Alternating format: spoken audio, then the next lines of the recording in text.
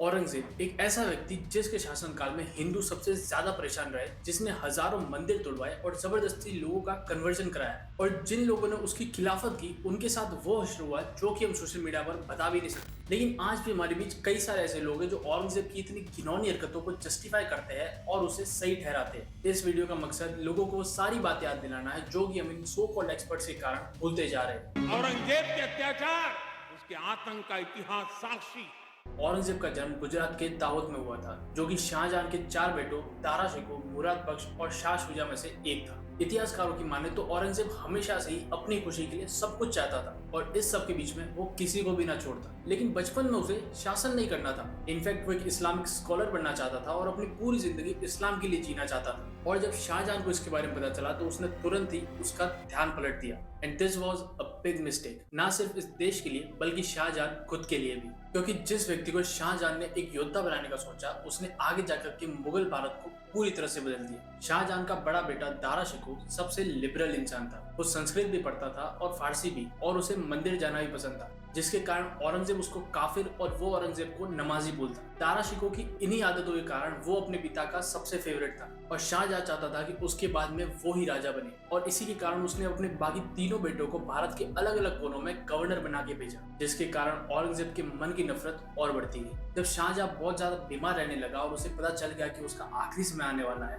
वो दारा शिकोह को राजा बना करके आगरा चला गया। जिसके बाद औरंगजेब ने अपने भाई के साथ मिलकर के दारा शिकोह पर हमला किया और उसे हरा दिया। अब उस समय पर भाई के ऊपर हमला करना कोई बड़ी बात नहीं थी, लेकिन उसके बाद जो औरंगजेब ने किया, वहां से शुरू हुआ मुगल साम्राज्य का काला शासन। उसने दारा शिकोह को एक गंदे हाथी पर बैठा करके फटे कपड़ों के अंदर पूरे शहर में घुमाया और सबके बीच उसका सिर काट के ये स्टेटमेंट दिया कि अब से सब बदलने वाला है। उसने तुरंत ही लोगों पर पाबंदियां लगानी शुरू कर दी, जिसके अंदर पेंटिंग, आर्ट, किसी दूसरे धर्म का त्योहार मनाना, मुस्लिम औरतों का बिना बुर्कों के बाजार में घूमना, ये सारी चीजें पूरी तरह से बैन करा दी। बिल्कुल उसी तरह जिस तरह से अफगानिस्तान में तालिबान ने ये सारी चीजें कर रखी, क्योंकि उसके हिसाब से ये सारी चीजें इस्लाम के अंदर हराम है। हिंदुओं पर उसने जिजिया टैक्स लगाया, जिसके कारण उसकी सरकार चल सके और बार बार हिंदू लोग ये पैसा दे देकर परेशान होकर के आखिर में अपना धर्म परिवर्तन करें। आज की स्टूडेंट्स इस चीज को डिफेंड करते हुए कहते हैं कि जिजिया एक काफी अच्छा तरीका था सरकार चलाने के लिए। जो लोग औरंगजेब को सही बताते हैं और उसे डिफेंड करते हैं, वो ये भूल जाते हैं कि उसने खुद के पिता के साथ क्या किया। औरंगजेब ने अपने बचपन का पूरा गुस्सा निकालने के लिए शाहजहां को आगरा फोर्ट के अंदर कैद कर दिया और एक आम कैदी की तरह रखा। शाहजहां के लिखे सारे खतों को वो दरकिनार करता, जिसके अंदर वो आम संसाधन और दवाइयां मांगता,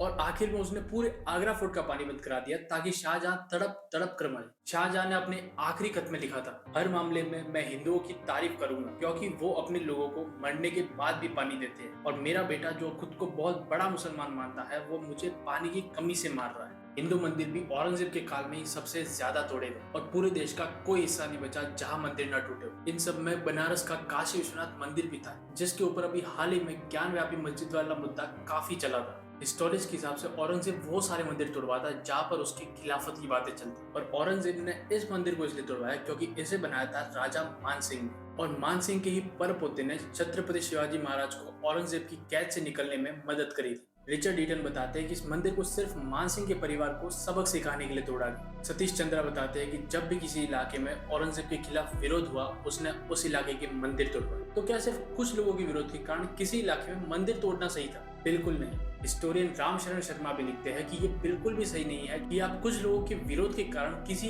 धार्मिक स्थल को तोड़ दें। हम ये भी नहीं भूल सकते कि औरंगजेब ने सिखों के साथ क्या किया। सिख गुरु के साथ मुगलों के विवाद जहांगीर के समय से चल रहे थे, लेकिन औरंगजेब के समय में हुए फोर्स्ड जिजिया, जबरदस्ती कन्वर्जन और मंदिर तोड़ने के फैसलों ने सिख गुरु तेग बहादुर जी को और ज्यादा नाखुश कर दिया। और इन सब के चलते सिख गुरु तेग बहादुर ने कश्मीरी लोगों को कहा कि वो जाकर के औरंगजेब को कह दे कि वो लोग तभी धर्म परिवर्तन करेंगे अगर गुरु तेग बहादुर भी मुसलमान बन जाते। औरंगजेब को जब इस बात के बारे में पता चला तो उसने गुरु तेग बहादुर को बुला करके धर्म बदलने की बात करी, लेकिन कई कोशिशों के बाद भी जब वो नहीं माने तो उन्हें इतनी यातनाएं दी गई जो कि हम सोशल मीडिया पर बात भी नहीं कर सकते। चंबाजी महाराज, जो कि छत्रपति शिवाजी के सबसे बड़े बेटे थे, उन्हें भी पकड़कर 3 हफ्तों तक असहनीय यातनाएं दी गई, सिर्फ इसलिए ताकि मराठा मूवमेंट रुक सके। और इन सब चीजों के बीच में भी उसके अंदर का इंसान मरा हुआ था। इन सब के बाद जब औरंगजेब अपनी आखिरी समय में था और उसे पता चल गया था कि वो एक राजा के तौर पर पूरी तरह से फेल हुआ है, उसने अपने आखिरी लेटर में अपने बेटे को लिखते हुए कहा, मैं अकेला आया था और अकेला जा रहा हूँ, और मैं मानता हूँ कि मैंने ना तो इस देश के लिए और ना इन लोगों के लिए कुछ अच्छा किया। लेकिन इन सब के बीच एक बात है कि आज से 300 साल पहले जो कुछ भी हुआ उसे हम आज के मुसलमानों से नहीं जोड़ सकते। आज के मुसलमान उस समय के मुगल नहीं है और ये देश जितना हिंदुओं का है उतना ही मुस्लिम का भी। और लोगों को औरंगजेब को मान बताने की कोशिश सिर्फ इसलिए नहीं करनी चाहिए क्योंकि वो एक पर्टिकुलर कम्युनिटी से बिलोंग करता है, बल्कि उसकी इन घिनौनी और अमानवीय हरकतों को दूसरे लोगों में भी बताना चाहिए। अगर ये वीडियो इन्फॉर्मेटिव लगी है तो इस चैनल को सब्सक्राइब करें, वीडियो को अपने सारे दोस्तों में शेयर करें। मिलते हैं नेक्स्ट वीडियो में। Till then keep learning, keep exploring. वंदे मातरम।